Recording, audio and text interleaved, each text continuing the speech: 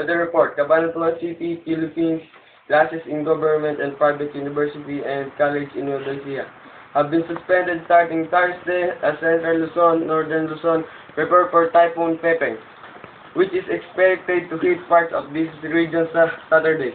Dr. Ruben Sibilia, president of the Central Luzon State University in the Science City of Muñoz, said the suspension follows a memorandum from a commission on higher education and will last October 3. Official of the University of Wesleyan University Philippines also confirmed that they suspended classes to comply with the SCHED order. They said SCHED ordered the suspension of classes in areas previously declared under a state of emergency because of the impact of Tropical Storm Ondol.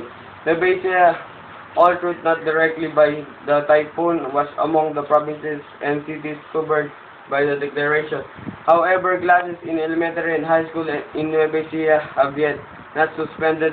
Province enjoy good weather.